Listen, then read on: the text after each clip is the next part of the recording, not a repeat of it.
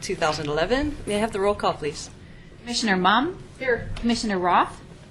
Commissioner Smith? Here. Commissioner Nacita? Here. Commissioner Yates? Here. Commissioner Peterson? Here. Commissioner Shaw? Commissioner Neely? Here. Commissioner Edgar? Here. And Chair Walters. Here.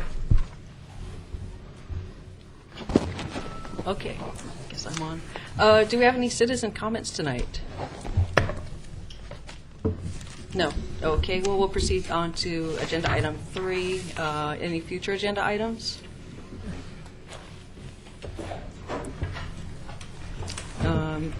Commissioner Nacita? I just wanted to follow up on the email I sent the commission this morning. Tomorrow evening, it's kind of short notice, and I understand there's a conflict with Clackamas Cities also. But if anybody is interested, Concordia University last week, Can you speak a little louder, please? I'm sorry, I always have that problem. The folks at Concordia University who were here last week were talking about setting up a rapid prototyping process and fabrication lab in Oregon City. And tomorrow night there's going to be a tour of the Fab Lab, as they call it for short, at PCC Sylvania at 7 o'clock. And so if anybody's interested in, Brian Shaw has written me that he'd come along. I'd like to give a head count to folks, so just let me know, and I'll get word to Bill Meade of Concordia of who's coming. Great, thank you very much. Commissioner Peterson?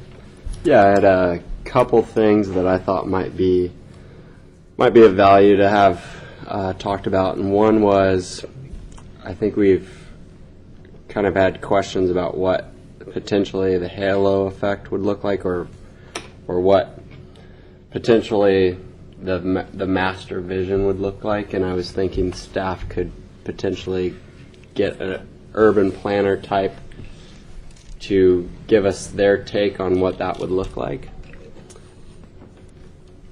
as a kind of a presentation of what the potentials, if it was the rivers, or we'll call it the river site, was developed, what potential halo or spinoff would look like. Do you want this? If the rest of the commission shares that concern, do you want us to find somebody, or is there some? I mean, we can do that, and that probably would be actually the best.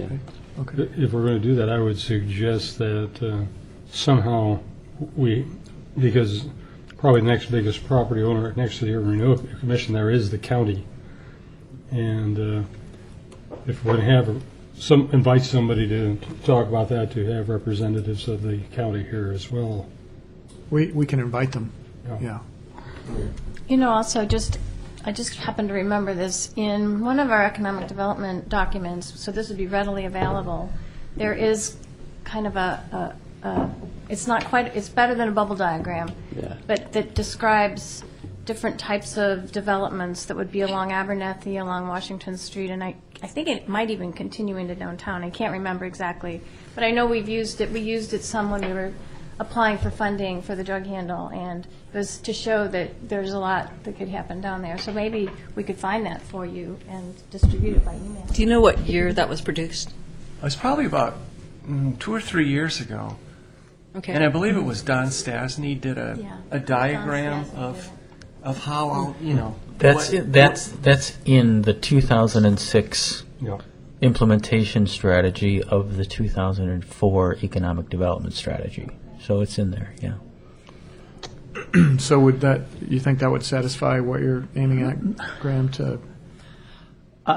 I agree with Graham here. I think that we need to do something, and I think we really need to step up the plate and look in 2011 type of thinking. We've gone through significant change, and I think it's really reasonable and responsible, really, for us to take a look at it, because I have a serious concern also with the halo effect. If in fact this is good, and as the potential really, there might be, it could be really terrific for Oregon City.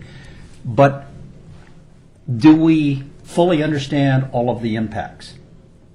Are the impacts paid for? What are the financial impacts that could come back against the the urban renewal district and/or the citizenry, and do we, as an example, transportation.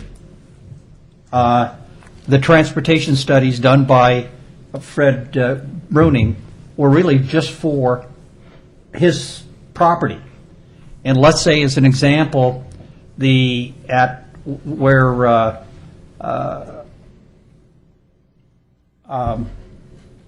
Redland Road and Abernathy comes together, and all of a sudden we need to create a new intersection with 213, or we get trapped into something along Redland Road in wetlands areas. This could have cost factors that would be huge, and within that thought process, I've always thought that it would be responsible to have some type of overlying local improvement district in those areas to cover any contingencies that could come together. I just don't want to see something come back onto the citizens of Oregon City where we can't afford it. And when I talked with the county people, they said this could be serious dollars. And so we need to think it all out, and I think we need to have a real actuarial view. We need to know what the thinking is, and then we need to come back with some financial implications against it.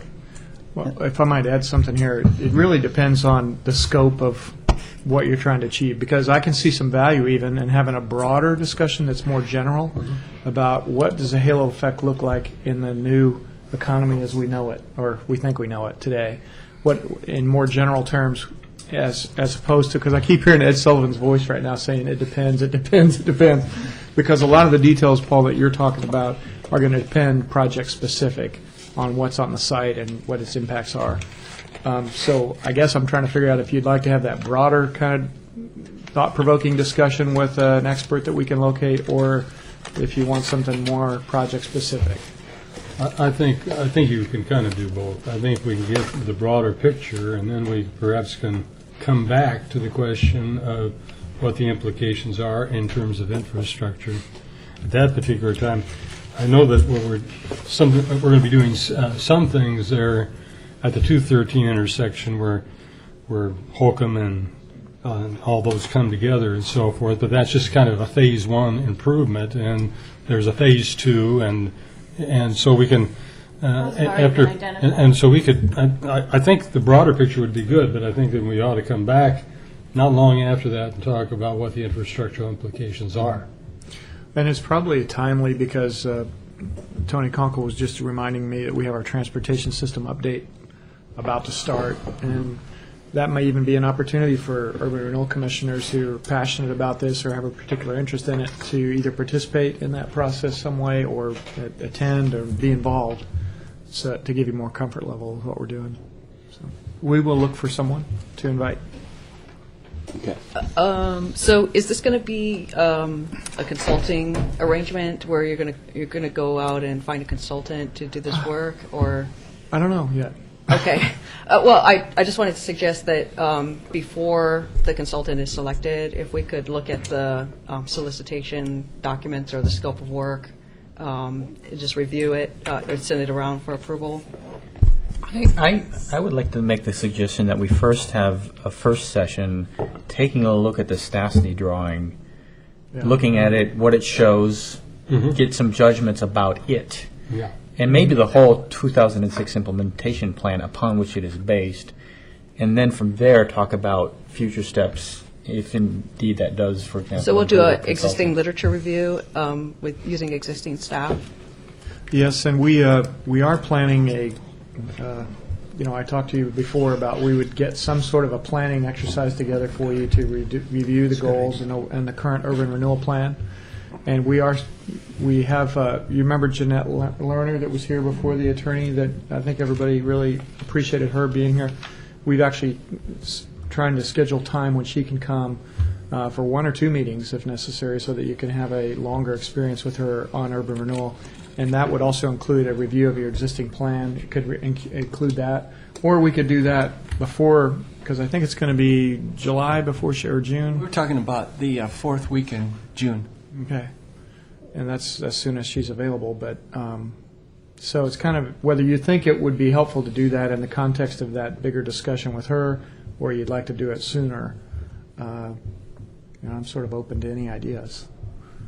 But They are pretty closely in related. response to Commissioner Nocita, the drawing that Stasny did is readily available. We'd be happy to jettison it out via the email for you to look at, and then you can talk about it and think about what you want to do next. Yeah, that might be actually the best thing. Is the 2006 document? I think it is on our website. Yeah. If someone just I wants to think shoot a link to But if that. it, Sure, that too. I was just trying to think of the easiest way to get you just that. Right. but if it was in part of a work session where we could, where there's a free flowing of ideas and dialogue around it, rather than, I think it's important enough where we kind of get it all bloomed out in Ballooned out? bloomed. Why don't we send a link with just the map on it and any supporting documents from it that go with it that aren't too exhaustive? We'll send that out to you first.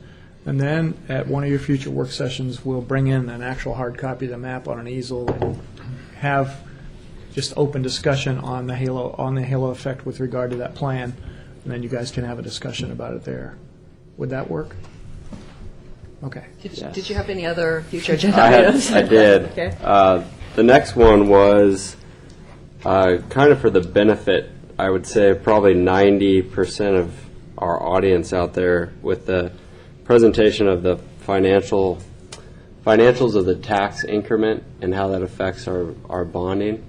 I personally, I look at numbers and I have a certain competency, and I was this close to completely missing the point. And I know that I've heard after the fact that a lot of others were maybe in a worse boat than that. And I think it would be beneficial to the public to, whether that's staff taking that, interpreting it, and putting it into a really easy to understand context.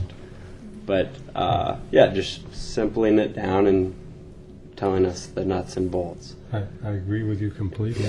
I read through the tables and so forth in the report, and I thought I had some understanding, and then I looked at those diagrams. I got confused. Took a lot of note taking to figure it out. I didn't think anybody would disagree on that one. No, I think you're right.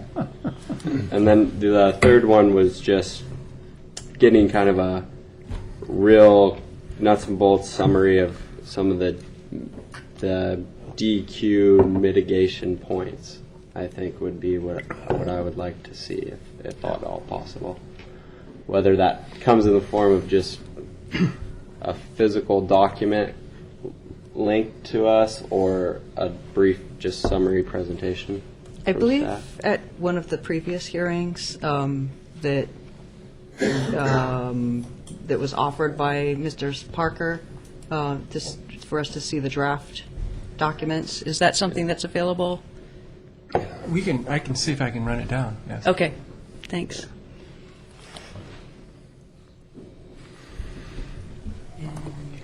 Commissioner Edgar. I think we need to gain a higher, we need to have an analysis of all of the assumptions of the rivers, not only in the assessed values, taxation, the cash flow, but we need to take a look at it based upon today's economies. And this is where I would really, to me, I'd love to see somebody like Joe Courtwright, who has previously made presentations to the Oregon City Commission in goal setting, as a type of, and as a consultant and economist to the governor. He brings unique skill sets.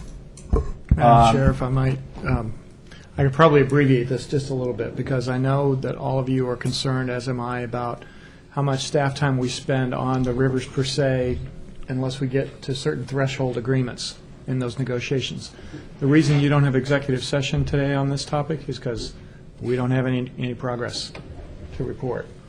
And I don't know how much longer that's going to continue, but we're going to get back to you in 2 weeks. Even if we don't have progress to report, we'll be reporting to you what we do have. And so before we spend a whole lot more time and money analyzing those impacts, we want to make sure we have a project. And I think you would probably agree with that. I just felt like I should update you on that development because I hadn't in a couple of weeks. However, all I can say is that all of the assumptions that are going, I think something's going to happen at the rivers. I have to agree that something is going to happen, and so You mean we at the need landfill? What? On You the mean landfill. At the yeah. landfill. Yes. On the landfill. And so I think as long as something's going to happen, we should try to get ahead of that, understanding what development brings in, what type of appraisals, and how does it fit, just the financial sides of it. If something's going to happen, we don't want to stand in the way of not having adequate information. Paul, I agree with you 100%, but David's position is there's only so many things you can do in a day, and you might as well wait on that one until after the dust settles on the thing we're in the middle of right now, is what he's saying, and I concur with David's suggestion. It's pretty project specific is all. I think that's really what I'm at here. Is it's pretty project specific, and so I don't want you to spend a whole lot of your resources on that if we aren't going to have a project. On the other hand, if it looks more imminent, I have said this before, and I want to say it again. Rivers or no rivers, no matter what happens down there, before you're ever compelled to be in a position to make a final decision, we are going to update to the day all of those financials in a clearly understandable way, which I don't believe necessarily was the way it was reported last time. And also keep in mind that Mr. Parks, when he was here last time, used numbers that are, somewhat stale, I guess, at this point. And so the longer this thing drags out, that's why I don't want to do that final analysis until we know we're going to have a project. And then I want you to have the most current numbers possible that you can rely on and feel comfortable. You might not agree on the end result, but at least you'll know what you're dealing with. You'll all have the same facts, and you'll feel comfortable that they are indeed the facts. I like the way Phil described it as waiting for the dust to settle, Yeah. as opposed to necessarily approving the project. In other words, there are going to, let's say we've gone through this and we've come to some basic agreement of all the points. Then let's look at the ramifications of that project before we approve it. And I took that to mean what you meant by the dust settle. Mm-hmm. Yeah. Okay. Thank you. Thank you. Any additional items? No, thanks. Okay.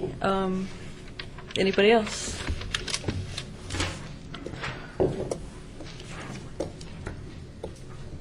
Okay.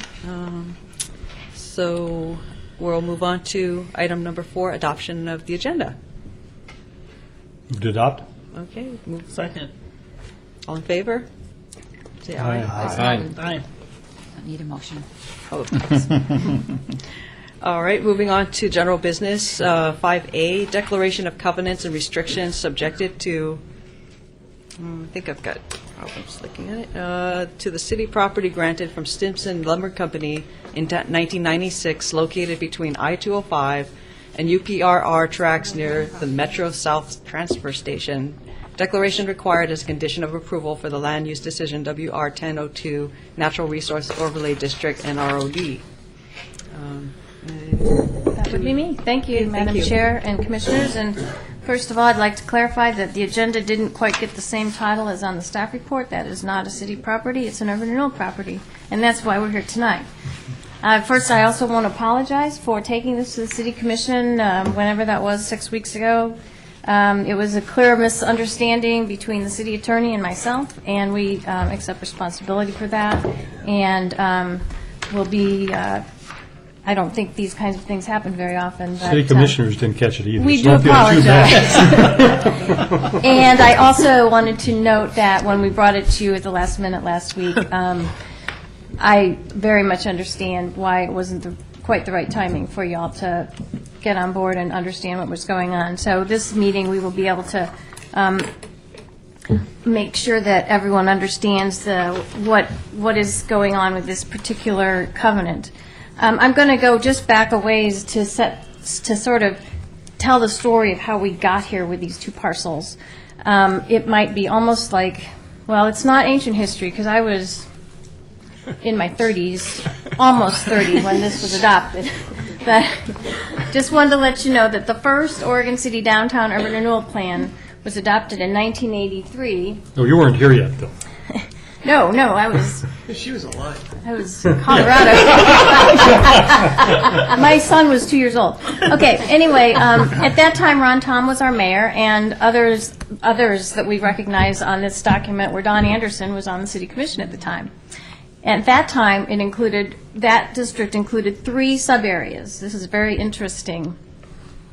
4 sub-areas, 4 district sub-areas. There was the waterfront, which is kind of the Cove, Clackamas Park area, the north end, which was around the end of the Oregon Trail, the downtown core, which we all know as the downtown core, and red soils.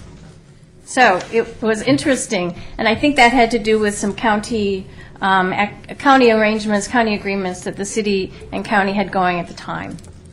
So in 1989, the 1983 plan was amended, and it was amended to expand the boundaries of the Hilltop sub-area to reach out down Beaver Creek Road, because they saw that Beaver Creek Road was going to be very important to accessing the red soils. And those of you that have watched the Hilltop Urban Renewal Plan develop, we did complete most of the projects in that plan, and then that plan was closed, and I think it was about 2006. I didn't look it up, but that was my recollection. In 1990, the Hilltop Urban Renewal Plan was separated from the Downtown Urban Renewal Plan, so now we had two urban renewal plans in 2 districts. We always kept one urban renewal committee or agency or commission to cover both. We've never had 2 separate committees. So at that time, then, of course, in 1990, I think I already said this, but they were separated. And so in that 1990 Urban Renewal Downtown Plan,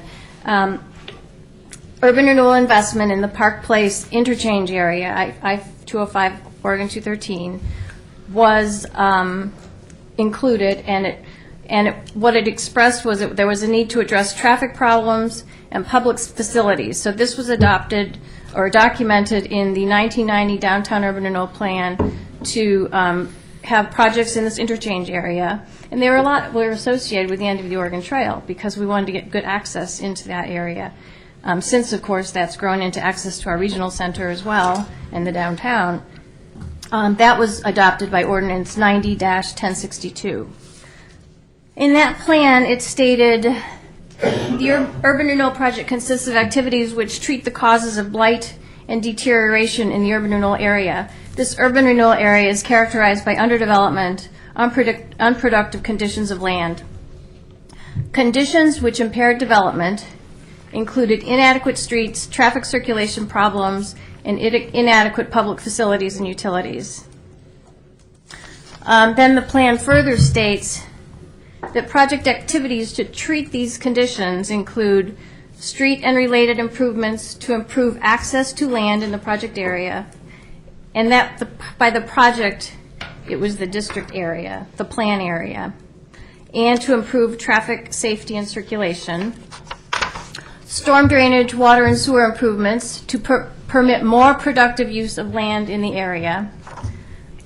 Further on down, another bullet, acquisition and disposition of land. Land will be acquired for public improvements and for assembly of development sites. This activity is intended to improve utilities and rights of way, remove incompatible land uses, and further development objectives of the plan. I might note that in the plan also, and I'm actually reading from my copy of it, land acquisition was divided into 2 categories. One was for public use, and the other for redevelopment. The land to be acquired for public use was to be applied to project activities that included those related to transportation and related public improvements. And the only reason I'm making the distinction here is to advise you that some of the property acquisitions are intended for public use. Others are intended for assembly to sell later to get redevelopment. So there's a distinction between those that will be used for public use that you would not sell or assemble for redevelopment, and those that are intended for redevelopment and probably private development, or I guess we developed the Amtrak site, so that's a different kind of a use. Okay, so that was, there's so many different amendments to these plans, but the second amendment to the Downtown Urban Renewal Plan amends the plan to include public assembly of the Stimson lumber site. Let's see. So,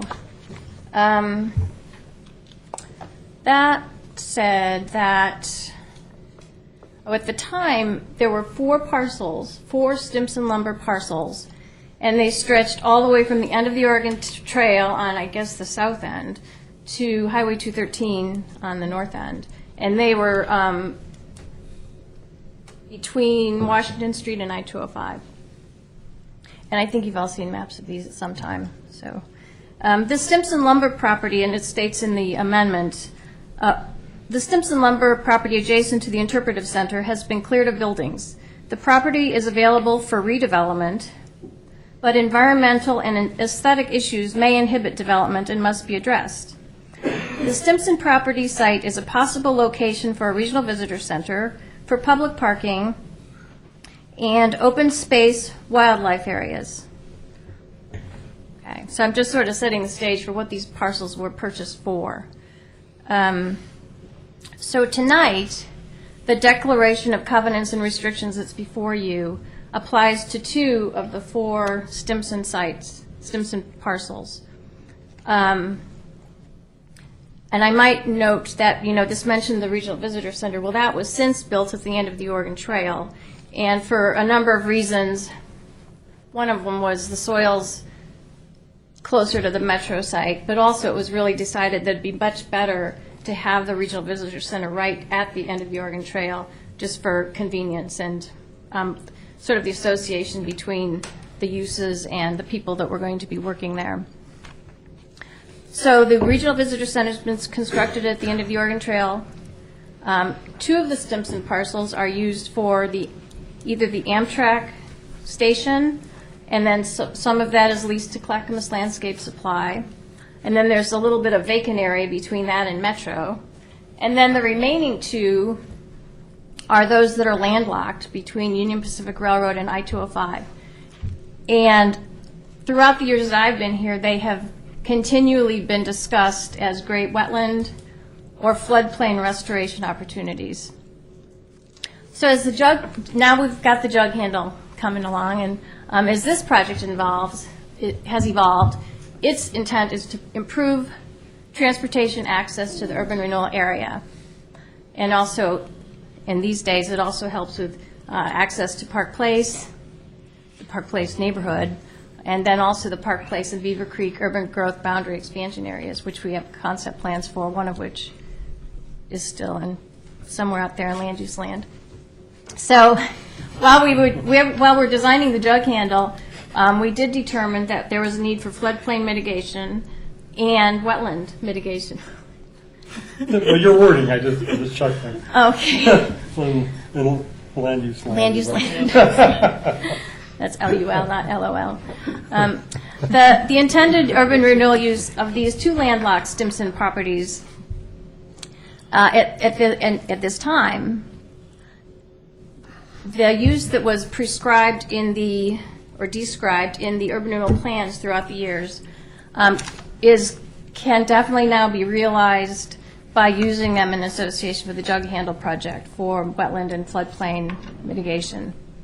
And as many of you may recall, and I don't think everybody was on the Urban Renewal Commission through the last 2 years of project development and design for the Jug Handle, but 2 work sessions were held with the Urban Renewal Commission where we presented the plan, the concepts, the alternatives, and then we got deeper and deeper into natural resources, environmental impacts, and showing these 2 sites as being used for the wetland and floodplain mitigation. We also just talked about all the transportation improvements too, the roadway stuff. So then, during the final design, we had to go through land use to get all of the city permits to do our project. And they primarily related to Natural Resource Overlay District and Floodplain Overlay District. There was also Geologic Hazards Overlay District, but that's not related to this. So in obtaining our land use approvals for Natural Resource Overlay District, the permit was approved using these parcels for the wetlands mitigation. And then in addition, to do the wetland mitigation, it made a lot of sense to cut down these parcels, get them deeper and get them into the water table, and get rid of all the debris that was left from Stimson, basically a lot of wood debris from their log yard there.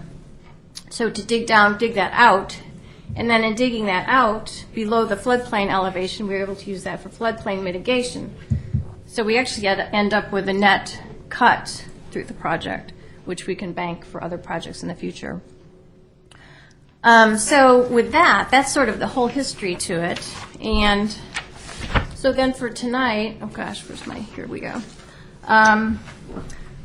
Condition number 5 from our land use decision, from our water resources land use decision, says that there's a deed restriction required. The applicant shall record the proposed deed restriction or other legal instrument in a form approved by the city, assuring compliance with the applicable mitigation requirements of OCMC 1749. Said document shall run with the land and assure that mitigation is completed and monitored for the required 5-year establishment period in accordance with the applicant's proposed mitigation plan. And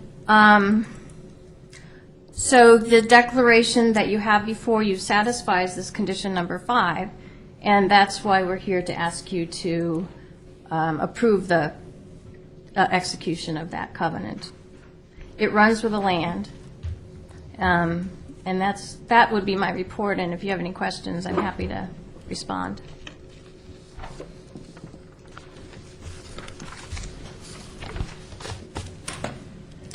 Commissioner Edgar. I think it has an excellent use to be just as you've identified it. No one has ever disagreed with that. But in the case, these lands were acquired from Stimson for approximately $630,000. Actually, more than that. These were on the landlocked side. That $600,000 applied to the parcel, where Clackamas Landscape. Yes, it includes all of that. But when you take, we pulled the documents up on it. Yeah. Okay. Right. So there's part of that. There's approximately 9 acres that are associated with the 2 parcels. 4.86 and 4.16 acres that are associated with it. And yes, the access from Main Street does lead you right in to that property, so it's there. It has more than just token value. The city or the Urban Renewal District has spent money, and of the $630K, it included the 3.3 acres which Clackamas Landscaping is currently renting from the Urban Renewal District. That was part of that purchase. But if you allocate the cost, the 630 across at acreage, what you end up getting is kind of a value of investment per acre. And with that, what we have is when we permanently, with the covenants and restrictions, place the land away and from its best use. In this case, I believe what is here is the best use. What we're doing is we're in a sense leveraging or in a negative way the Urban Renewal District, and because of that, I think it's reasonable that and with the maintenance of what it takes to maintain this, that we're better off to transfer this property wholly into the hands of the city, and to do that legitimately and be fiscally responsible to the Urban Renewal District. some degree of trade should occur. It's just logical to me that we shouldn't be in this type of world if we don't need to be, and it should be in the hands of the city and parks and under your adequate supervision in streets and whatever, but not in the hands of the Urban Renewal District. And if we were to try to come up with some type of transfer, and we did this correctly, I've tried to put together, and with some collaboration with others, a alternate proposal that one says that the city gets the land and the existing declaration and covenants and restrictions that have already been taken to the court are effectively the same, but what we get in trade for it is something of similar type values. And to identify something that could have a positive effect upon the city in the future of the city and trying to create something positive for Main Street, one of the identified areas was to come back with 2 parcels of land next to KFC that are owned by the city, not by the Urban Renewal District, and just effectively transfer those at no cost to the city. So we get those parcels. But why do we want those parcels? Well, those parcels are critical in creating a new dynamics for changing Main Street, creating new parking, new development, and puts us into a position where we can start aggregating together parcels of land with enough mass to where we can do something really that has a wow factor. We need to change what's happening in downtown Oregon City and Main Street, and to do that, we have to take some really positive steps. So this is like minor league, but it's part of setting together some dominoes that are needed to do something positive for Main Street and getting investment in jobs. And with this, I see those parcels there as being used in parking. And what I'd love to see is us liberating some of the current uses of lands within Oregon City, and particularly in Main Street areas, that are being currently used for parking that would be better used because they have no buildings on them for development and creating commercial, retail, and residential developments. And to create that environment, let's get something going that's positive and where we start moving on a positive tack and this is just, the land has been in the hands of the city since 1990. No one's done anything with it. Why don't we bring it into the hands of the Urban Renewal Commission and start, and us as a team and with a guidance, start trying to do something positive for the city. And this is an opportunity. And the fact that by doing this transfer, it doesn't cost the city any money, period. Well, I do have a response, Commissioner Edgar. I appreciate your suggestion. What I recommend, what I would prefer that you do tonight is go ahead and adopt this covenant. The covenant runs with the land. If you, in the future, were to transfer these parcels to another body, whoever, the covenant would run with the land.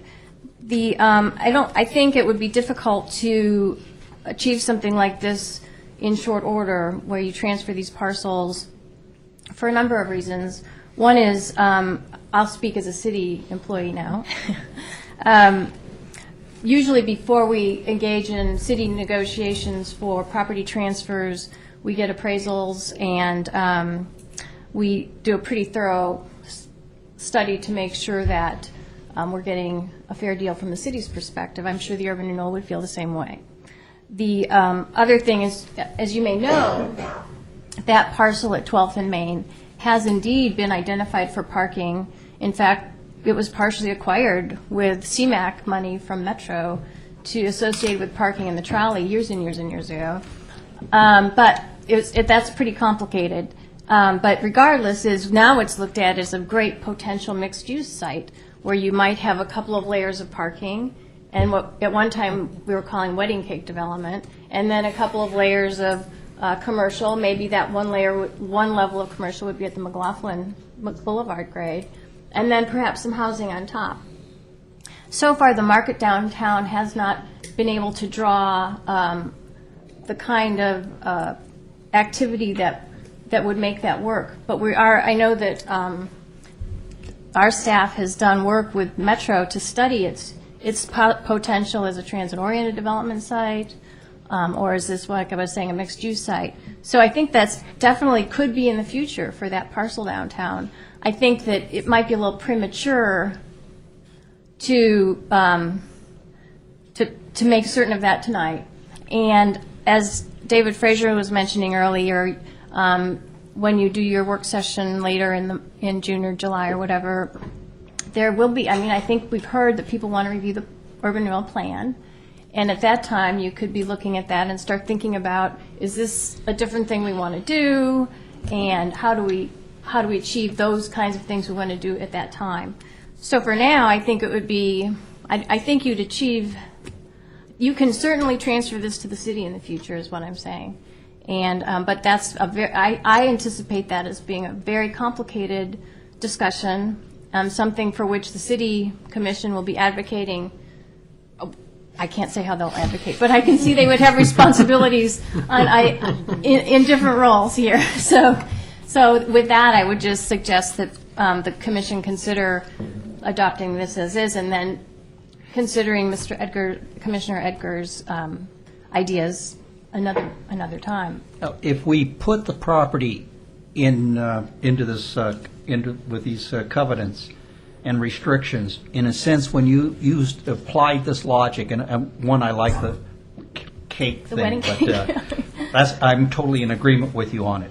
But it reduces the value of our property that's currently held by the Urban Renewal District.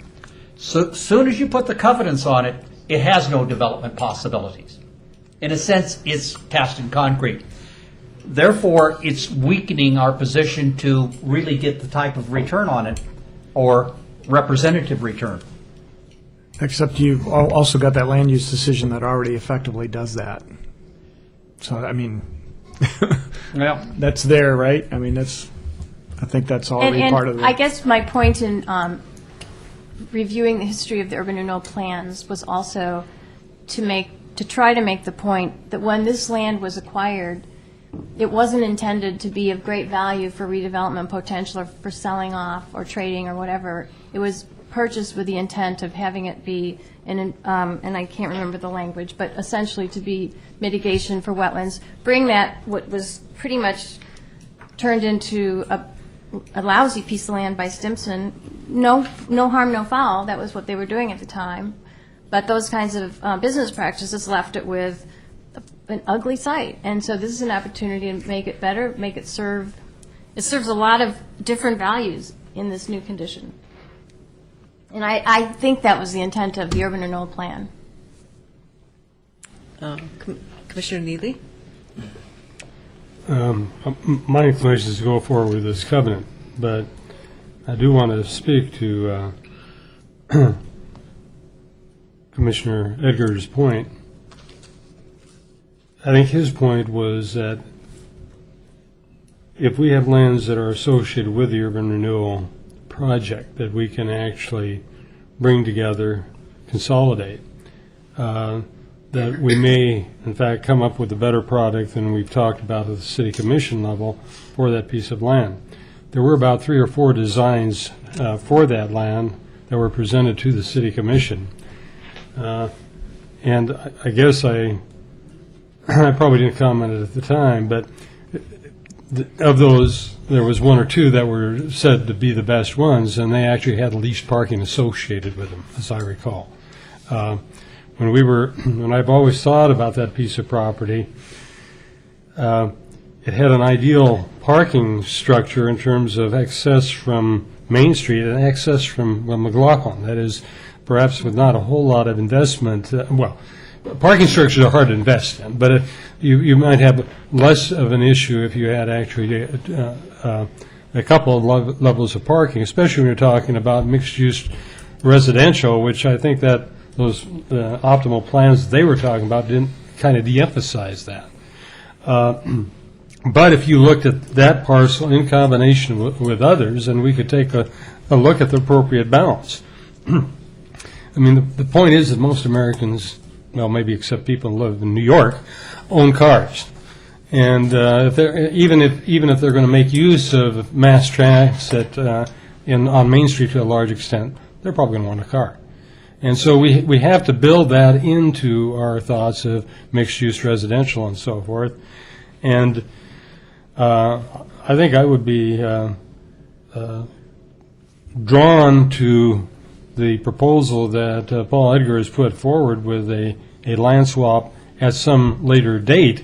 And we don't necessarily have to equate the value of the land that's going into basically a wetland situation to the value of land that's there on 12th and Main.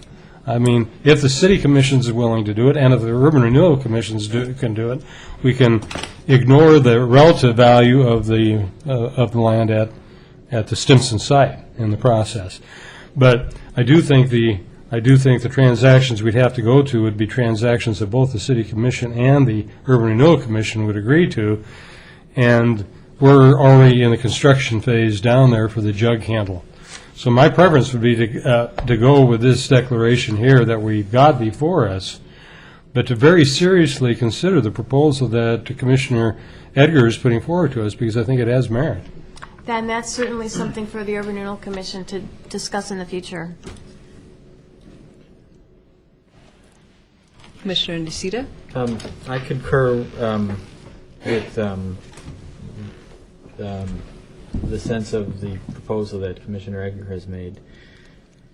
Did want to ask a question, because what I see in reading the covenant is there seems to be a cost involved that's not identified, and I don't know how to handle it, but I just want to bring it to the Commission's attention. Paragraphs 3 and 4 puts definite obligations of maintenance and vegetation replacement and upkeep on the declarant, which is this Urban Renewal Commission.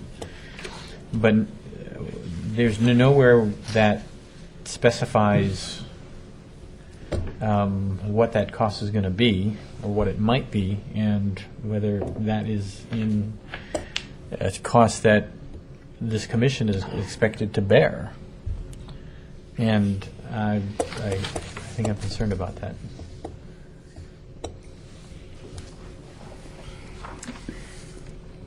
I think in the establishment period, Commissioner Nocita, the maintenance cost or the getting the plants established costs are covered by the project. And then beyond that, we're hoping there are not a whole lot of maintenance costs if it's designed and thriving as it's intended to. Needless to say, there's always maintenance with any property. Mr. Edgar? And to simplify this, I just would love to see the land put into the city's hands, even if we don't have a transfer at this time. Just let's limit our exposure. Let's put the property into the city's hands, and we'll negotiate in good faith later on for whatever's positive for the urban renewal district. But let's limit our exposure, our liabilities with this land, and just put it in the hands of the city, and then the covenants that are all there and that has been already filed are applicable. Just leave it to a future determination as to what's applicable. Just get it out of the hands of urban renewal.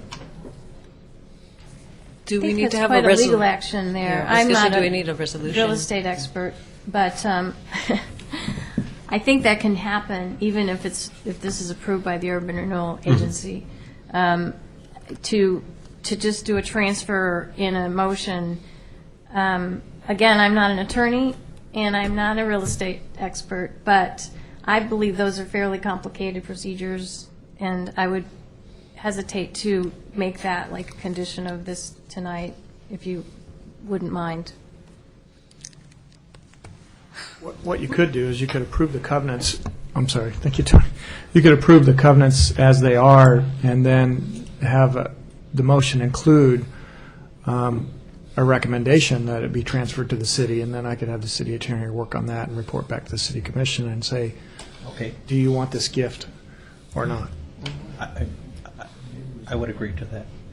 I make a motion to that. Can we also include in the recommendation that we look at the opportunity to maximize the benefits of the properties in question?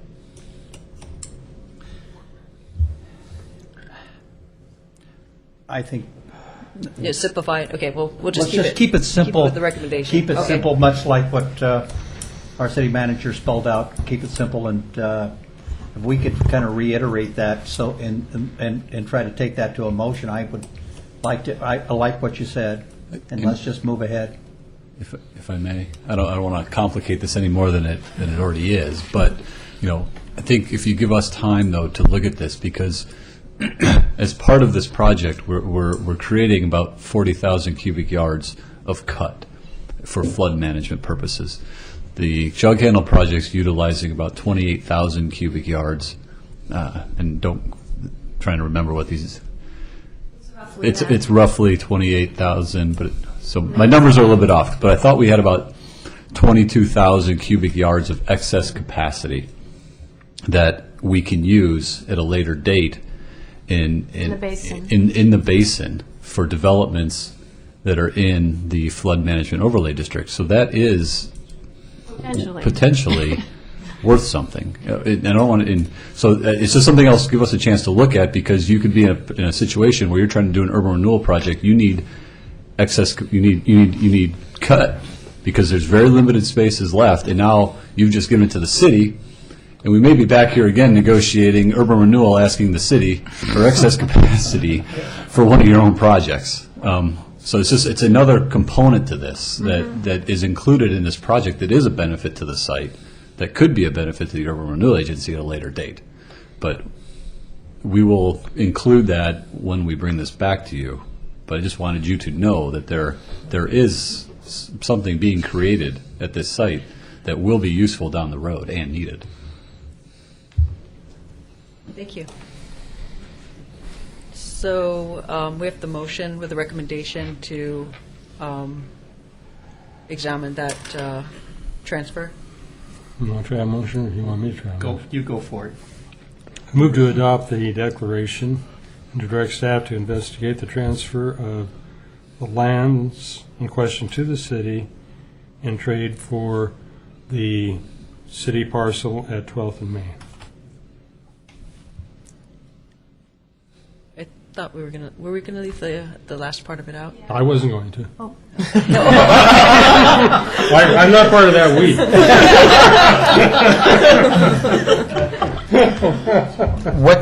Could you repeat the motion? It might be better worded, but I'll go ahead and try, and somebody can try the wording of it. To adopt the declaration and direct staff to investigate the transfer of the lands in question to the city in trade for the city-owned property at 12th and Main. I'll second that, and one of the reasons I'm seconding it is just given my concern about maintenance. I don't see the Urban Renewal Agency of a mind or staffed or established to do this kind of maintenance. But I could see that.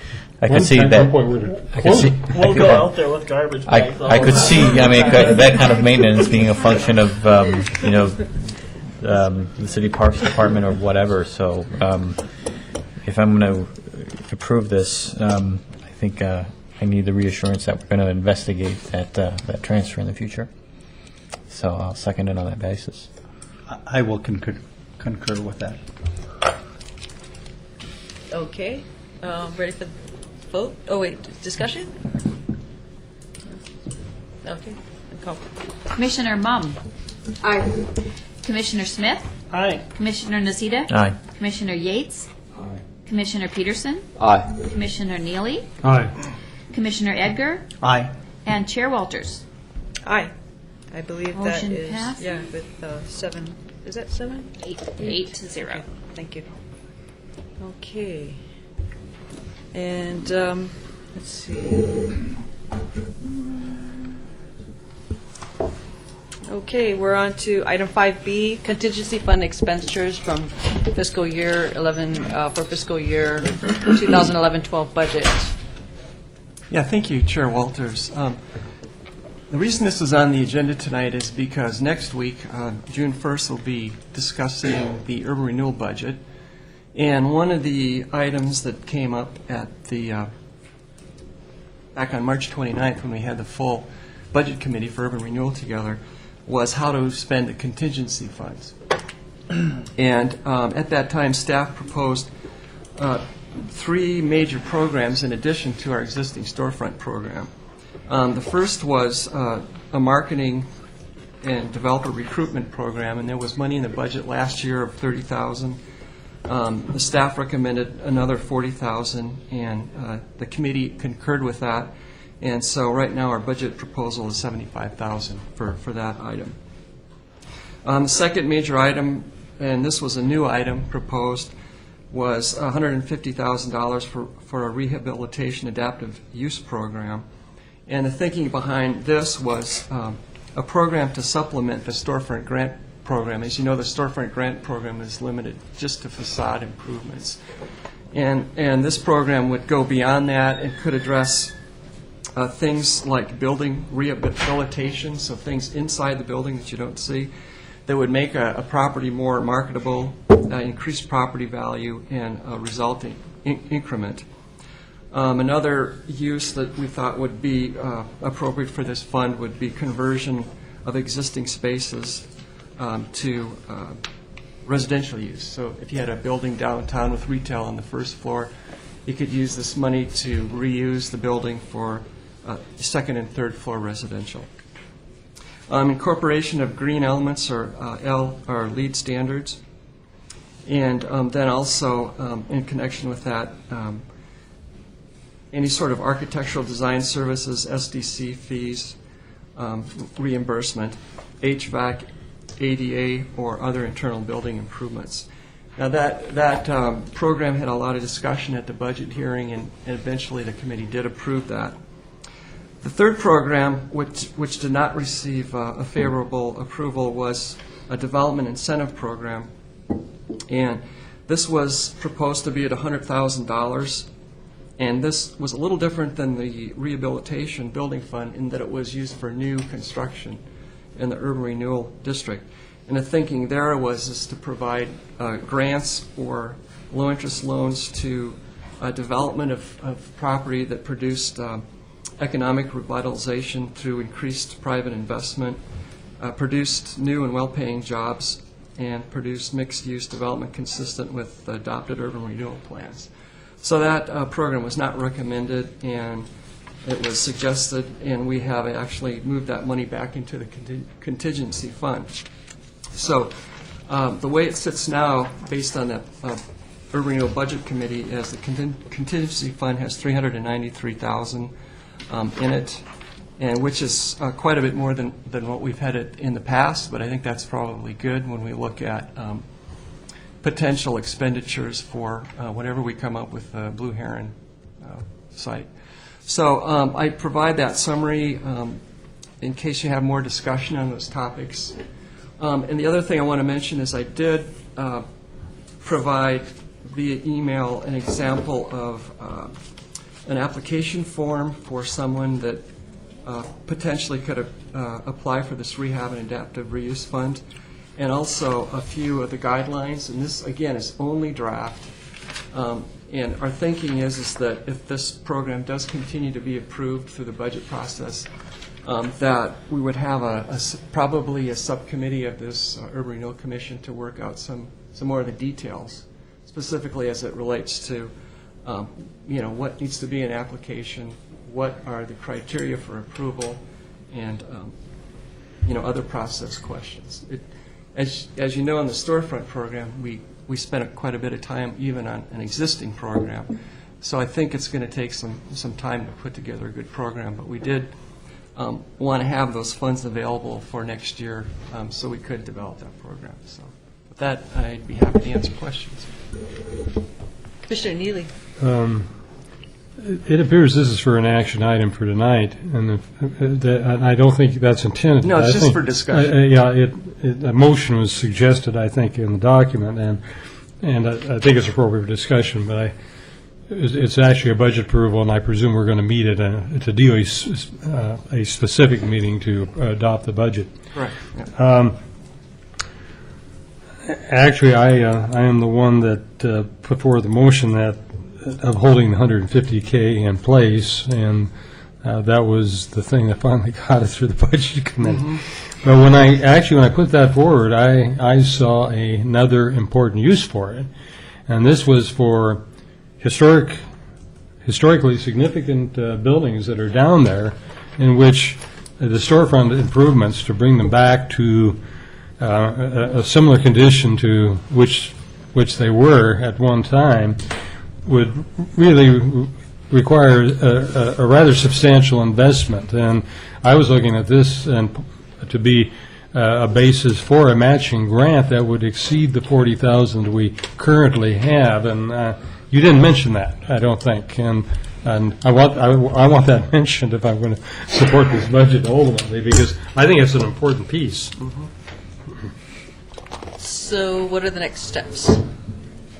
Oh, I'm sorry. Commissioner Nocita. Well, I wanted to talk about alternatives for the contingency fund. I wasn't at the budget committee meeting, but I watched it, and I remember some of the concerns that were expressed that I would have expressed too had I been able to attend the meeting about the fact that there wasn't a goal-setting process and consultation with the commission about what our preferences were before all of these suggestions were presented to the commission at the budget committee. So I don't particularly feel bound to these proposals, and in fact, I want to speak to a couple things. First, let me offer the mayor a suggestion regarding the storefronts. I think there's another source of money assigned from our urban renewal budget for that work, and what it is are both the state and federal historic investment tax credits.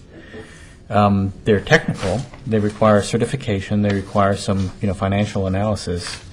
And I want the city to cultivate the expertise within the city to assist property owners in applying for and capturing and bringing that money from the federal government and state governments into our downtown through the use of these tax credits. What I've been witnessing over the past couple of months, as far as what I would like to propose we use the contingency money in the urban renewal commission budget, is there are two things that are bubbling up from the community that I've been apprised of from citizens that I find really exciting and important regarding finding a vision for our community. And I think I've mentioned this on City Commission that Denise McGriff, our planning commissioner, has raised the idea of a community visioning process similar to, if not almost identical to, what they did in Beaverton, which was very participatory. It meets our goal of citizen participation to a T. Very crucially, she looked into the Beaverton community vision, and they were as the community had the vision similar to what we have here. It also related to urban renewal. It related to projects like the Round in Beaverton, which has been very controversial and I understand not completely successful. But the point she made to me, which I was just amazed at, is that because it was so participatory, they had consensus coming out of the process. And I think that would be an extremely valuable process for Oregon City to go through that kind of community visioning process. The extent of the visioning process perhaps shouldn't be limited to the urban renewal district. And in fact, one of the key things we're facing right now is the vision and master planning for the mill site, obviously. But in other areas in Oregon City, I don't know the extent, because we really haven't gotten to the nuts and bolts of financing this idea, but I think we could by the time we have to adopt the budget at the end of June. I've made some phone calls after talking with Denise to the consultant who worked on Beaverton's project, and I have a call back from the planner at the city of Beaverton who worked on that project. At the same time, there's another project that's been welling up for the community, which is the Commons visioning process that I know the mayor has participated in, and another community leader, Shaw Spady, has been talking about doing that project. They're not really identical; they're kind of complementary,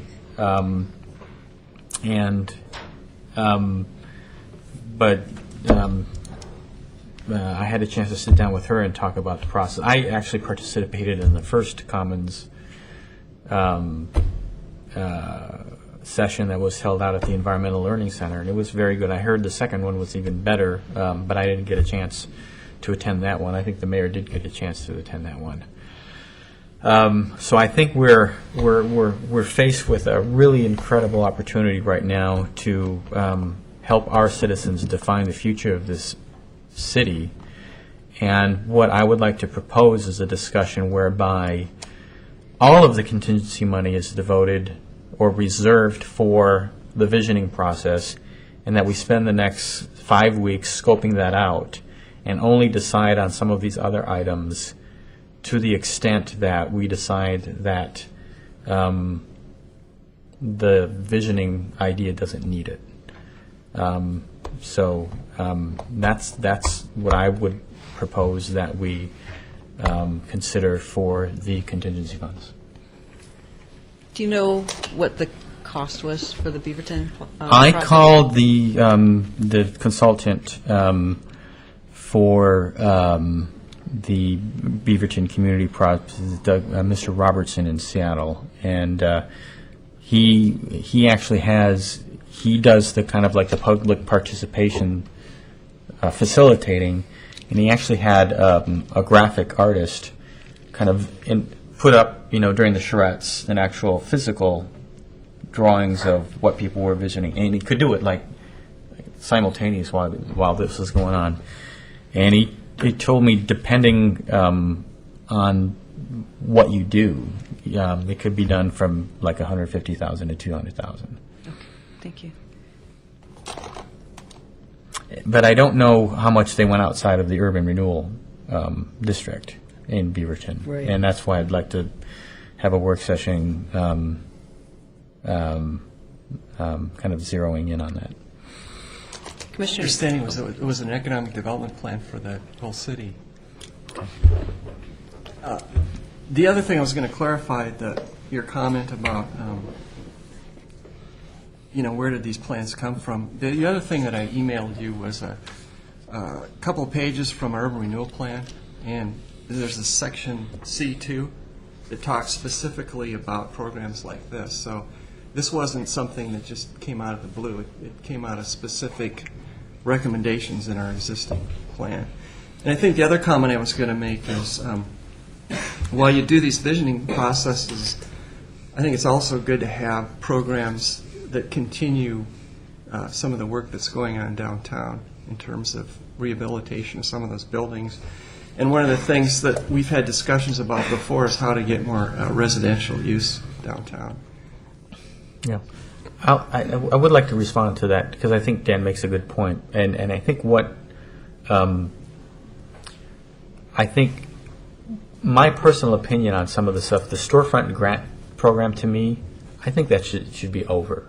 I mean, I think that was designed to start getting the real low-hanging fruit as far as what really, really, really needed help with downtown.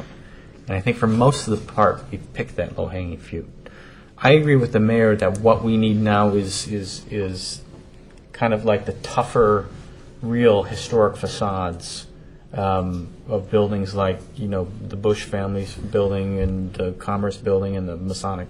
I mean, those two, to me, those 3 buildings are the key buildings that could really catalyze downtown to an order of magnitude more than the storefront grants have.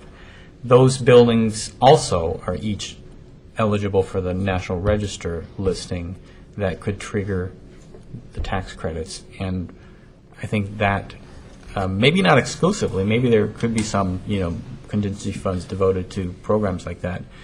But because there is a readily available source of funds with those tax credits for these more ambitious projects, which aren't available for something like visioning, I really want to focus the contingency money on visioning processes.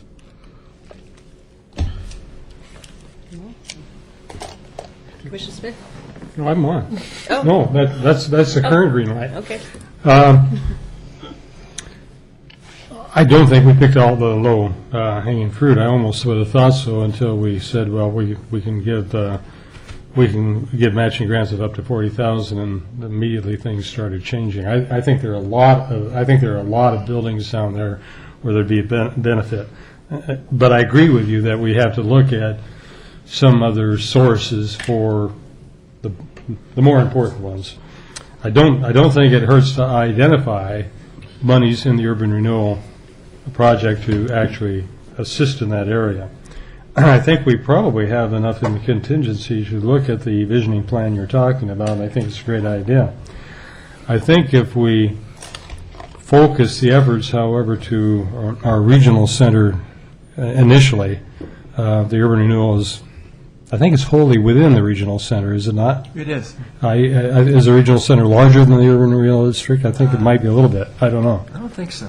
So the point is that we've been rather successful in terms of transportation grants and so forth of getting funds through Metro, but there are federal funds because we have a regional center, and I think that would be a priority we'd want to really get. I don't know. I'm not arguing at all that the visioning should not go beyond that area, but it is a funding source that we've been able to really do a great job with in terms of getting infrastructure in and so forth. And I would say that would be a major focus that we ought to have in that visioning process. Not confining it to that, but we know we have monies to do it. Sure. Here. Well, the mill site, for example, is in the regional center, I assume. Yes. Yeah. So yeah. I completely agree with you on that.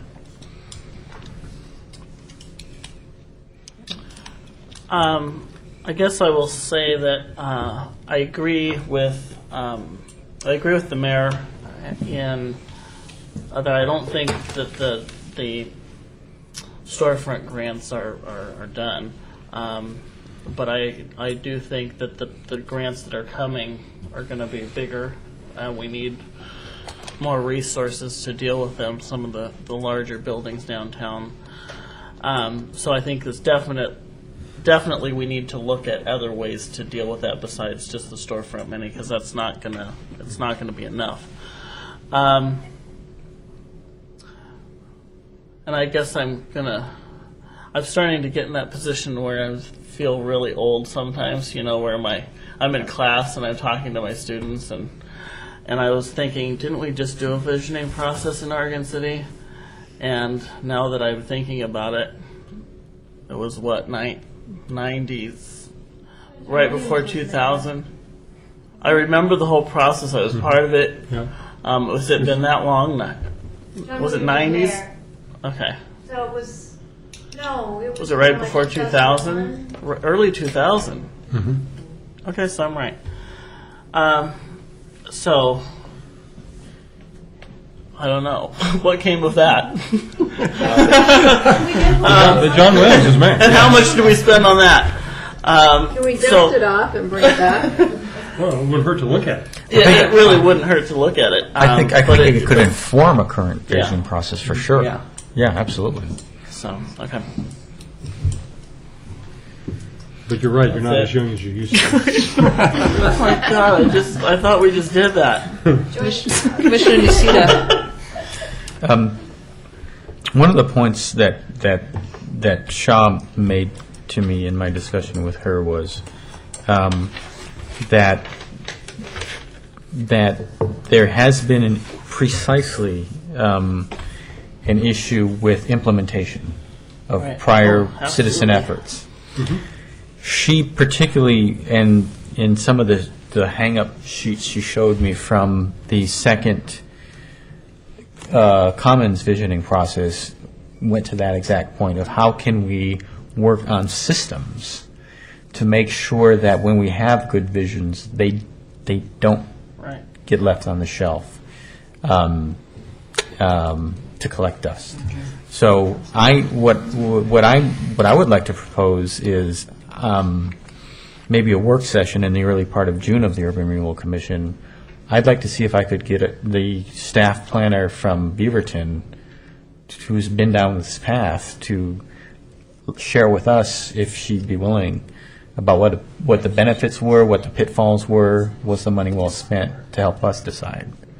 And maybe invite both Denise and Shaw to the same work session to talk about what they've been envisioning on this too. I just wanted, I can withdraw that. I just want to make a comment that actually staff and Shaw are working together to get this commons approach at another level in the city. So that is an ongoing thing. I'd also like to contribute that we had a really positive experience with the Clackamas Heights redevelopment master planning process with the Housing Authority of Clackamas County. And I don't know how we might coordinate, but I know that the director, Trell Anderson, he contacted me just a couple of days ago and informed me that they did not receive their grant, which is a huge disappointment. Yeah, but he definitely wants to be involved in any discussions that we have around housing, just to bring a broader perspective in terms of, not in terms of public housing, but in terms of affordable housing, and what does it mean to bring affordable housing into Oregon City, meaning that what is affordable to the average worker, and how do we bring that into the mix when we're having housing discussions. So I guess as part of what I'm suggesting is that I would really like to get his perspective as well, because they had such an inclusive process that gained a lot of consensus, I believe. That was really a good vision and a good plan, and we also want to see that continue into the future and look for ways to leverage other resources as we try to recover from the disappointment. Thank you. I think this needs to be part of our visioning process in the regional center as well, the affordable housing question, because I think there are opportunities down here, and we other than talking about very general terms where things might occur, we haven't really got into that, and I think it's an extremely important area, and so we might be able to do things here in some fashion that might. I agree. Thank you, Commissioner Edgar. I would tell you, I'm very disappointed that that the grant opportunity did not come through, because I remember going through that plan in detail, thinking to myself, wow, this was well thought out. This has addressed so many issues. They had the mix of private ownership, and just everything about the whole plan, gardens, ecologically responsible, and we were doing this, and it was going to be really green, But it will be really great. Perfect, and I looked at it, and I thought to myself, perfect. I like that. well, I was surprised that that people, planners, could think that. Well, I thought it came out really beautiful, and and then for it to go down is a disappointment. But this gives you faith that we could do some real visioning. We could. What I saw is an example of something that was really looked nice, and if we could do that well, looking at our city, the whole city, wow, this could be very, very good. Well, I think Trail would be an excellent resource to help us understand, what were the primary considerations that he had to consider in undertaking the process. And, maybe I would like to see him also help us in that conversation. Well, would the commission be interested in scheduling a work session, say on the second Tuesday, the same day we typically have our city commission work session, for a work session on visioning and budgeting for visioning? Before we turn that around too much, I'd like to find out from Nancy what we have, because you already, each meeting you guys come up with new ideas, and we're trying to keep pace with those ideas and the schedule. And then while she's looking at that, I also want to mention that when I was the city manager in Ashland, Wisconsin, we had a community, we did basically updated our comprehensive plan. And I know this sounds like a shocking number, but we started out with 100 people on a steering committee, and then we broke it into tiny little subcommittees for transportation, public safety, the various components that would make up a comprehensive plan. And the mayor there did something that I thought was very astute. That community was kind of divided between the west end and the east end. East end being the older mill town with the more blue-collar employees, the doctors and dentists. On the west end, haves, have-nots, and a little bit of competition for resources, actually a lot of competition for resources. And the mayor picked two very strong-willed and very vocal ladies who were leaders in the community from each of these places, who actually staff, we affectionately refer to it as lions and hyenas. Literally, it was not a marriage that you would think would work. And the mayor said, you two have to work together for the community. We want you to be the co-chairs of this steering committee. So we also learned early on that people have to meet not just in a big room, but in small tables in a big room in these various steering committees. And we got all these people involved.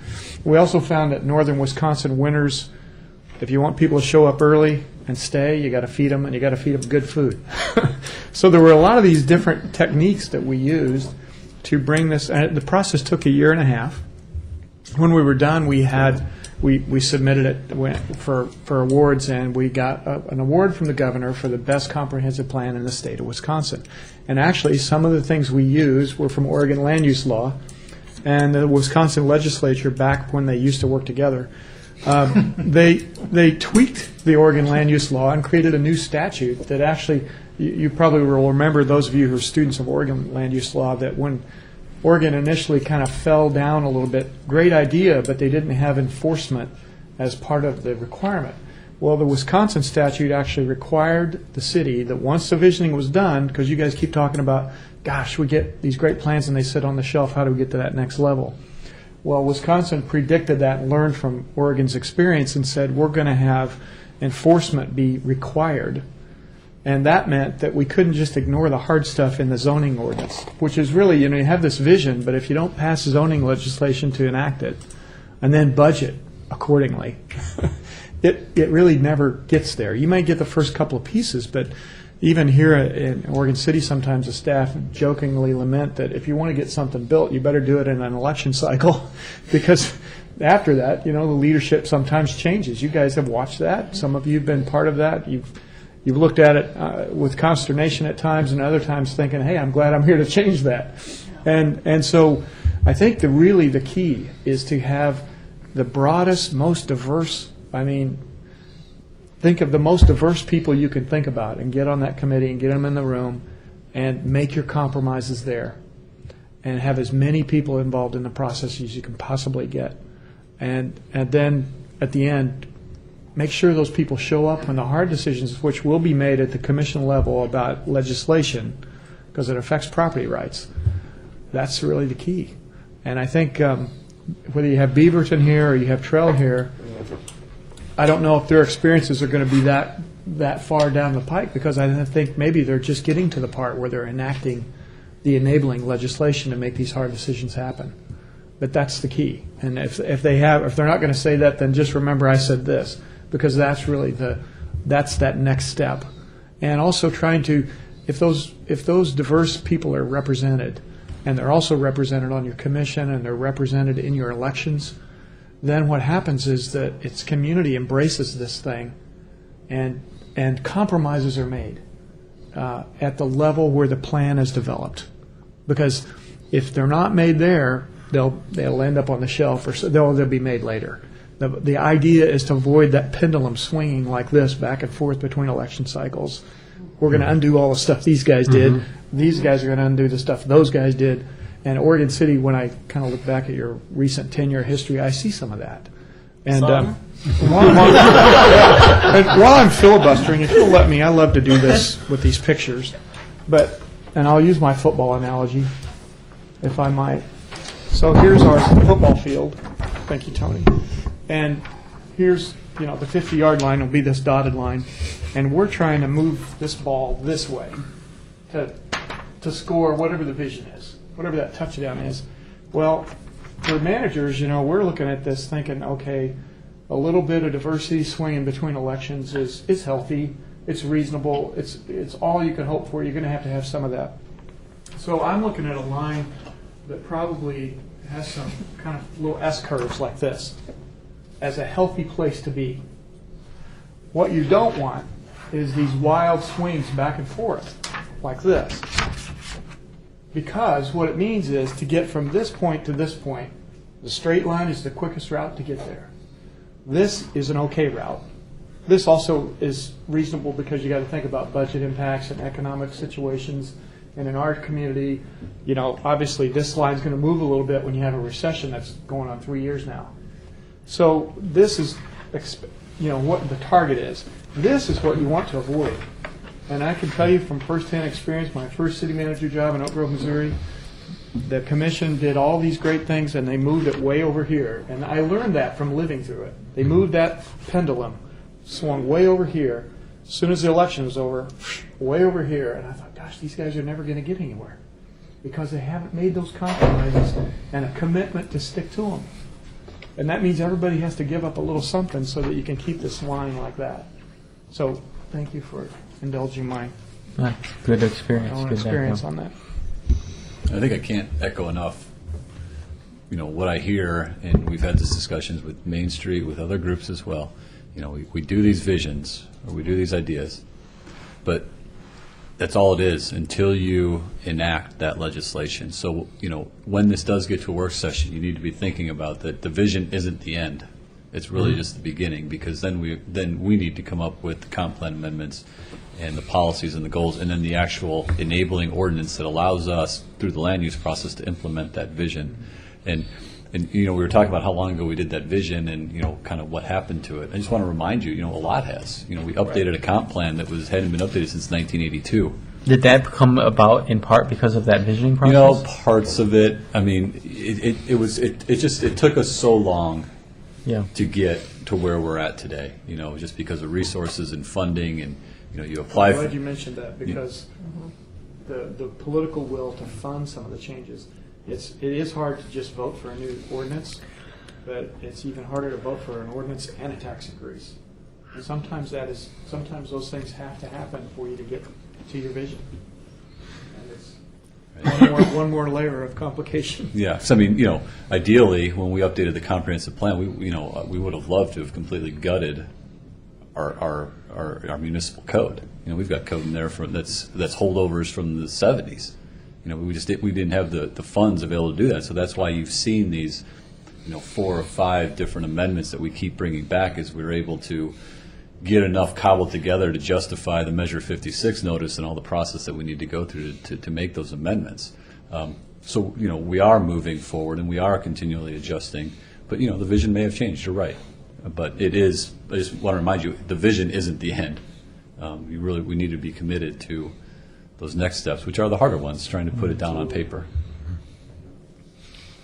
The vision is the fun part. Yep, visioning is great.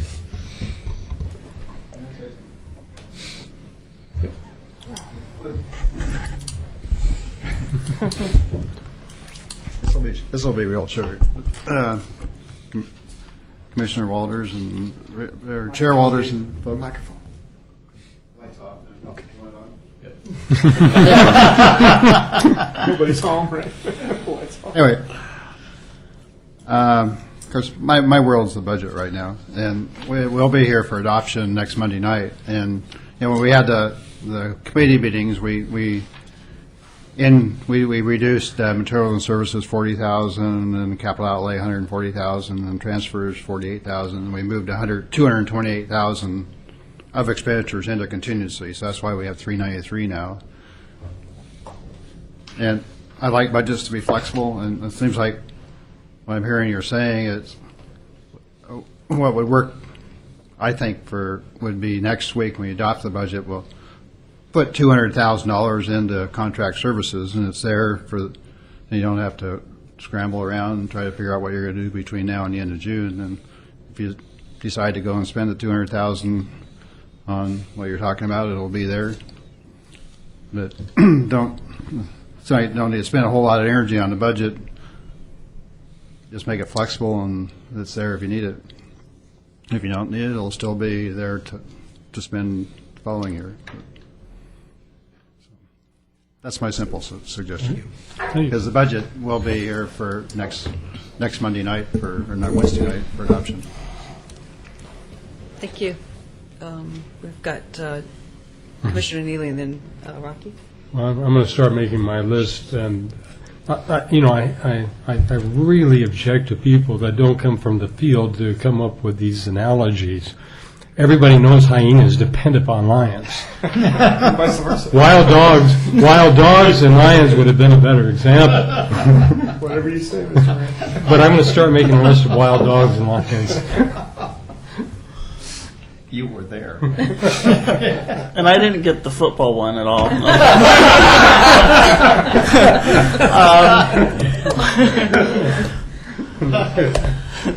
I'm glad I didn't tell my joke then.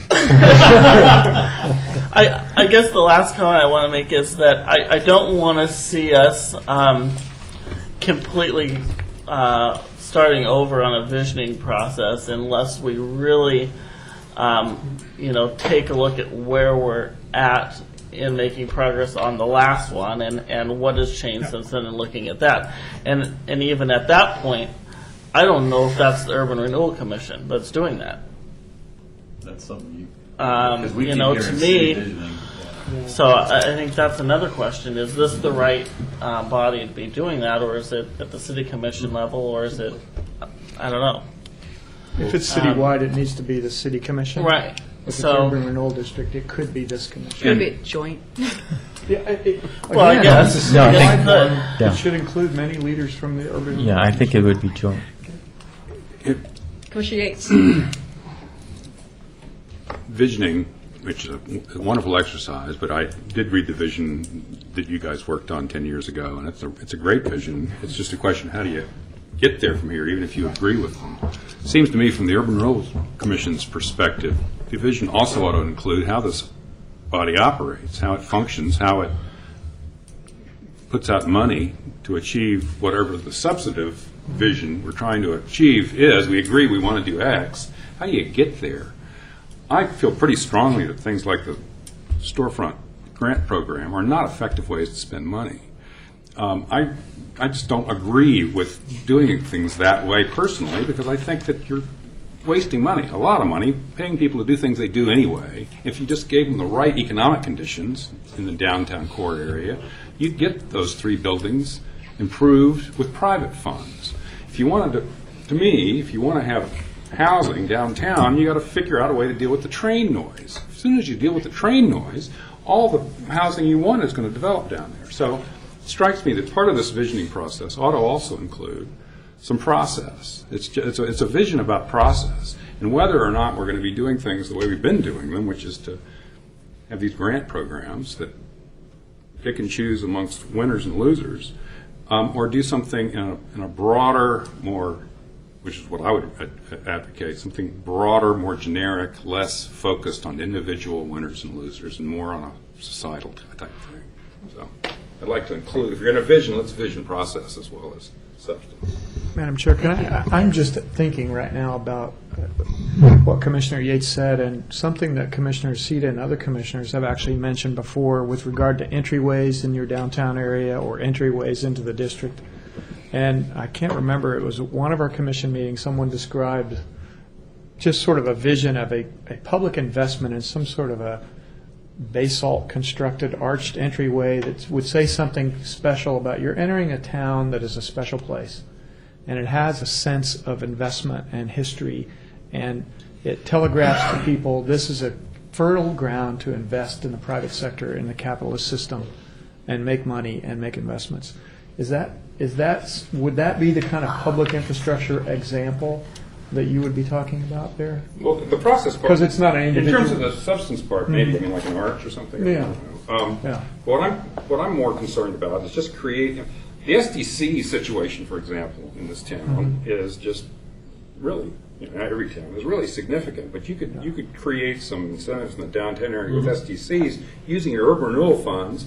I mean, you can spend money to pay city staff to design programs, implement programs, approve and disapprove applications, all of which costs money to do, or you can simply create a different program that's going to maybe an SDC rebate program for all redevelopment in the core area, or any redevelopment that's housing, you get an SDC 0. I mean, there are lots of ways that you could approach your substantive goals, which I think is what you're addressing, your visioning of what you want for Oregon City. But we really ought to focus in on what works in terms of how these social engineering ideas function. And what works the best is pricing. If you just give people the right price signals, they'll respond to those on their own with no regulation. So that's my pitch.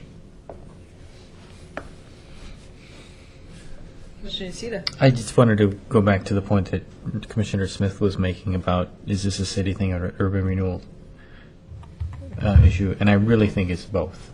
It's definitely both. I mean, a lot of what the mill closing to me is a contingency that drives a lot of this, because I don't know what that vision even said about the mill in 2001, or whether it was too much of a sensitive political issue to just ignore it. Yeah, they would ignore it. So now we're in a situation where the very future of our city is dependent on us doing the right thing as far as visioning for the mill site.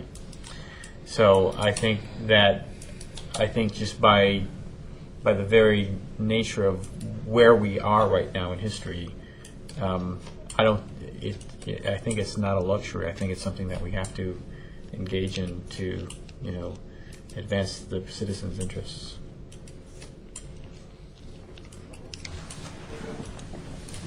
Commissioner Edgar. One last thing on the bill. Even that whole idea that it's currently industrial zoning, and if we were to want to consider it to be MU, this has an effect. We have to figure out, where do we create industrial someplace else? Because of Metro, we just can't go ahead and ad hoc rezone something. We have to maintain certain formulas and proportionalities. And so as a direct result of that, it covers more than just the urban renewal district. It's a bigger picture, and we can't sit back forever and ever and not think these through and then get them addressed, because if all of a sudden we have a need to have MU in the mill site, and what are we going to do? How are we going to address it?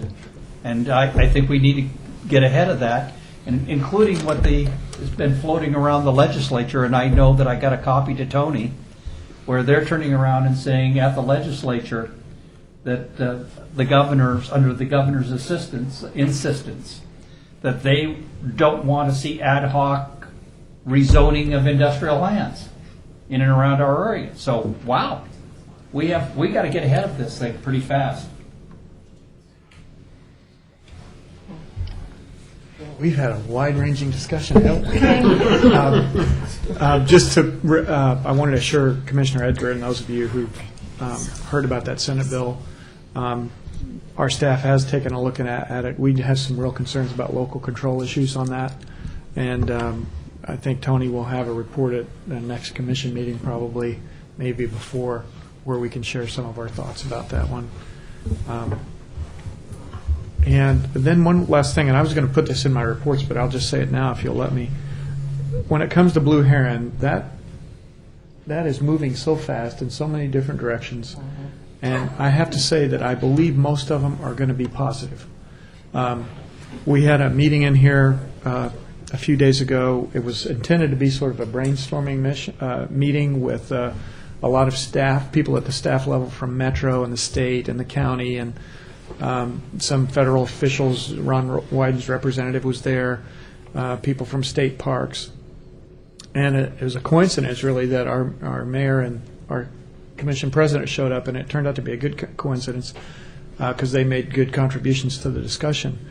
But I generally have a positive feeling that it's been an anxious time for us because our city commission, and I can't disclose all this, but because of most of its executive session, but they have been grappling, I think, almost reactively to what could happen, what might happen. Now, how do we protect some of the historic structures there? But, fear is we're trying to be proactive in a reactive environment. But I do believe that meeting we had a few days ago, that brainstorming session, has got the right people engaged. And we were talking about aspirations. I think that was the word the county administrator uses. What's the aspirational view for this?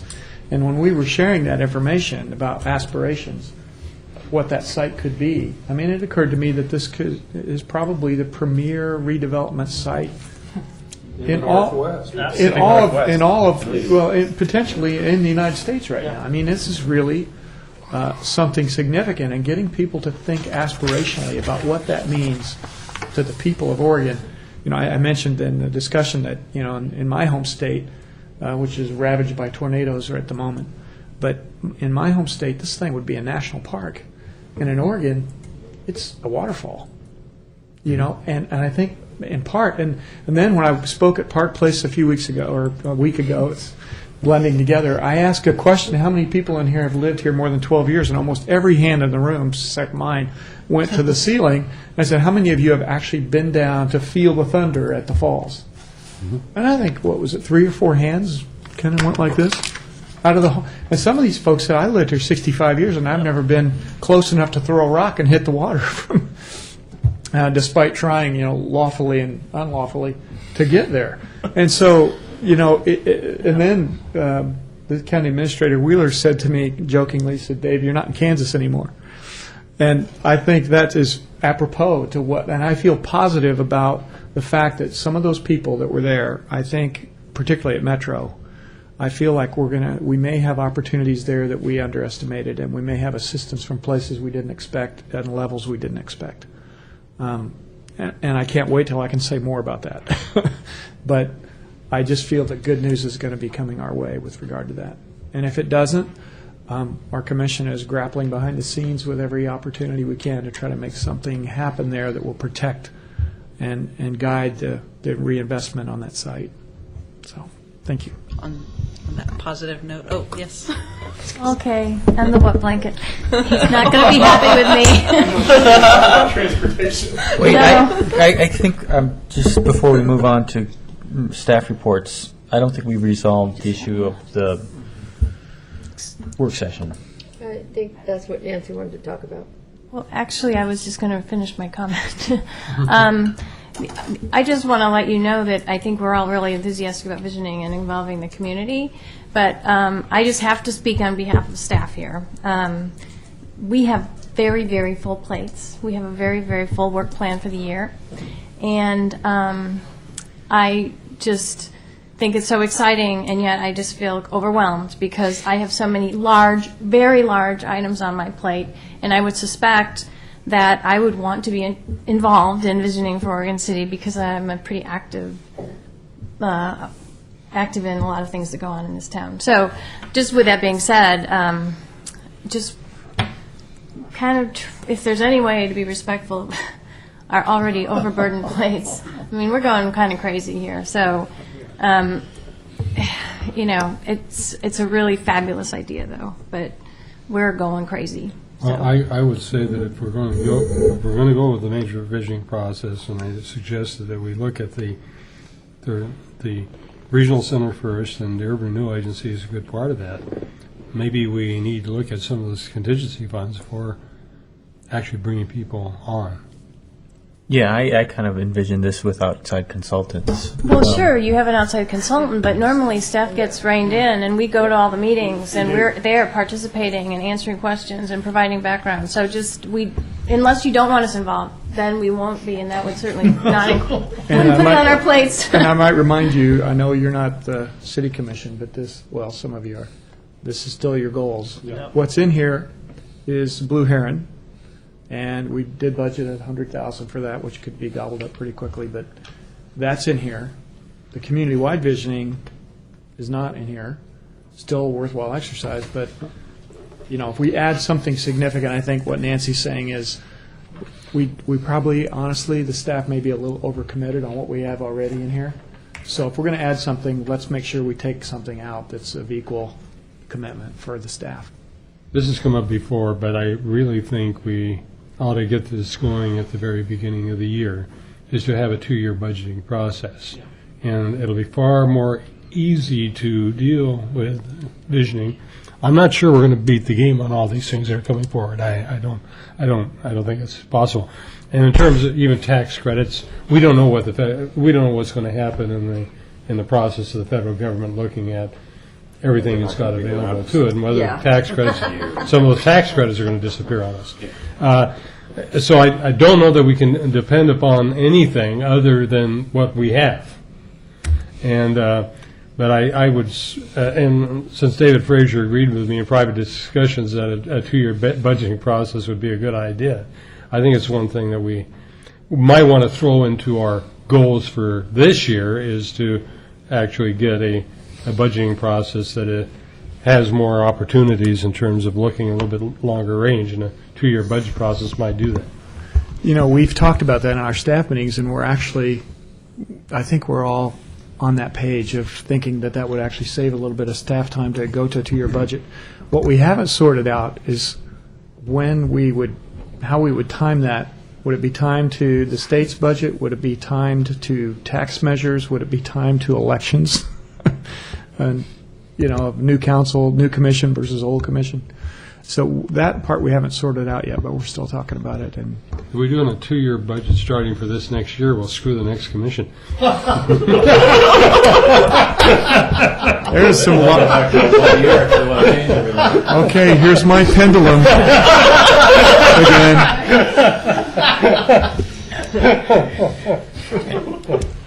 Nothing like reality.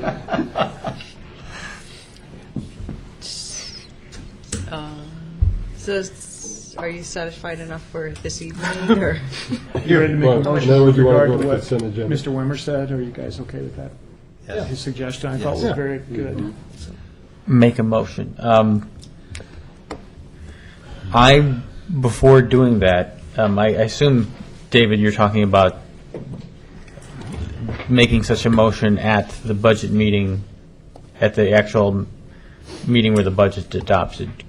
I don't want to hold the $200,000 figure, set it in stone tonight until I've got some more detail on what, get some numbers on this stuff. Yeah. Okay. So, If you don't act, we're simply going to leave it in contingency. We can't spend money out of contingency without your approval anyway, so Yeah. it's um, still up to you. but David, let me get from you your wisdom on this proposed work session. I think you were going to ask what was planned for the Tuesday work session in June. One of them is, I think, the Public Works thing. Is that correct? Yes, that's the major item, and then there are 2 other items. One is a discussion on the management agreement, and then That's for Willamette Falls, or something else. no, it's staff, management staff. It's an annual discussion, just an update on Okay. that, by Jim Leffler, and then the email policy for the city commission, which Okay. could be delayed. So it's just those 3 items. And may I Sure. suggest too that on June 1st, you have an Urban Renewal Commission meeting just prior to the regular meeting. Right, that is just one item on it for the budget. Okay.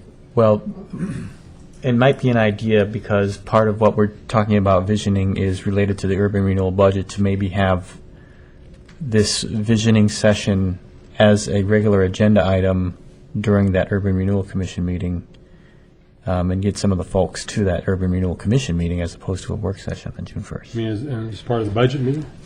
See, I guess if you ask for my wisdom, I'll give it to you. I don't think this visioning, and again, anxiety never produces a good result when it comes to that kind of thing. And I don't think there's any reason that you have to tie the timing of it to the adoption of your budget. And my recommendation to you is that that you essentially hold off making a decision about that work session until Jeanette Lerner can come here and review with you. As Rocky said, before you know where you're going, you need to remember where you've been, how you got there, how you got where you are, what's working with your plan right now and what isn't. Okay, I'm not sure I know who this Jeanette Lerner is. She's the attorney that came. Portland Urban Renewal 101. Okay. Urban and 101. what struck me about it is all of you seem to like her. I think that And Commissioner Nocita was ill that evening. No, I was here when we had Oh, the you were here. I'm one-on-one. sorry. Yeah, it was the budget committee meeting I Oh, missed. okay. Yeah. And so that's going to be sort of we're intending that to be sort of your goal-setting discussion that you might have had if all of you had been on the commission at the time we had time to do that. And so that's why I think it might be better to wait and make those decisions after you have that experience together. Because they'll be talking about everything from roles and responsibilities to the different tools. I think Ms. Lerner will give you sort of her opinion about your current urban renewal plan, how it compares to what other cities have done in the state. And it just seems to me that you'll be more And that's cohesive. a work session? Yeah, and it might be more than one, because one thing I didn't want to happen was for you to be in a session like that for 3 hours and say, here's your goal setting, ready, set, go. Because then it's like, oh, I've got to get my stuff out here tonight. I've got to get my thoughts out here, or I'm not going to have another chance. I don't want you to feel that pressure. So what I asked her to do is, would you commit to coming back sort of, it's going to take how long it takes. And it may be more than one work session. My guess is it would probably be two, so that everyone feels like they've had a chance to fully participate. So we're planning for you to have this experience, and I think you're planning for it too, but I would suggest that we at least figure out that we're going to be on the same wavelength, the same time frame. So I don't know. That's sort of my 2 cents on when you should, in other words, you hold off on the work session you're thinking about as, actually, part of those goals, I think, Commissioner Nocita, could be met through that same experience with this consultant. So your recommendation then would be to follow Dave's advice and just set a placeholder for okay. Well, that sounds good, but I think what I'll probably do is make some more phone calls and just try to get some more refinement before I agree to 200,000 as the number. Sure. To just see whether it should be 150 or 250,000, and just and bring that to the budget discussion next week. Isn't it also true that we have money in professional services that's not dedicated to any Correct. specific project? So That's correct. it wouldn't be limited to the 200, in my I opinion. think you'll be okay if you say 200, and I think you'll be okay if you say 150, and I think you'll be okay if you say 250. We can make that. We'll make it work. So It pick just your means, again, Right. it's a distinction without a difference, isn't it, as we say in the law. Slide rules are meant to actually come with specific numbers, not to vary overall. You won't be able to spend more than you have. Oh, is that, That the football is- thing? You won't let that happen. Now I get it. No wonder West Lynn won the game, huh? Games, plural. Everybody ready to move on to consent Yes, agenda? we are. Can I just add one Yes. quick thing Yeah, real please. quick? In reference to Commissioner Edgar bringing up, and everyone may not be aware, Senate Bill, it's called Senate Bill 766. It creates an Economic Recovery Review Council at the state level that looks to expedite permitting of industrial development projects of state significance, as well as designate regionally significant industrial lands. So I'd actually just finished my response to Mr. Edgar, so I'll just forward it to all of you. They had a hearing today down in Salem on it. If you're interested, I'll keep you updated as to where they're going. There's a when you read through it, what it really comes down to is that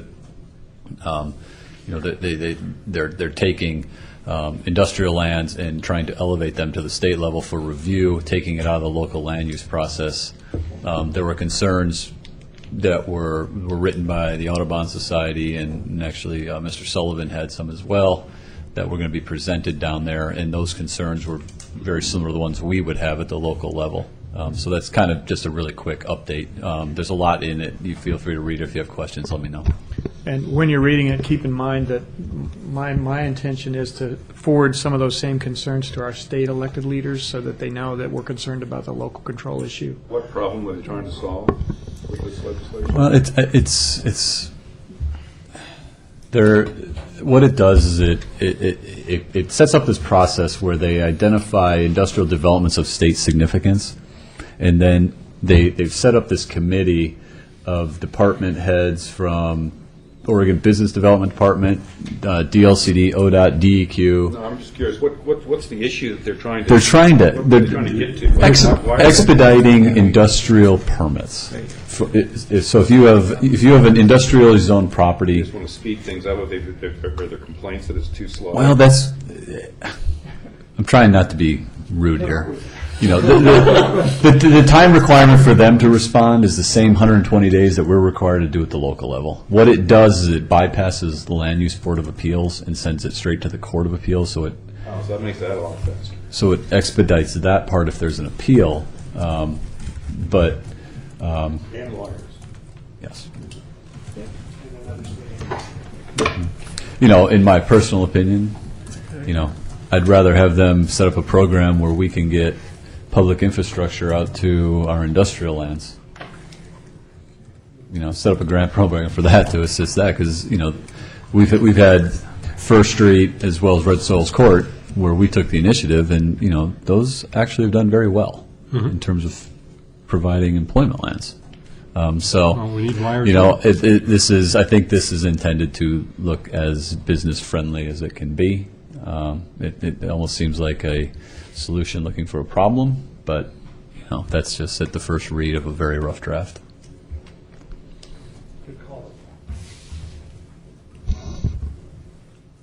Okay, ready for the consent agenda item 6, consent agenda. Do you have a motion? Move to approve. Second. Discussion? No, I guess we don't have discussion on this consent. So we want to...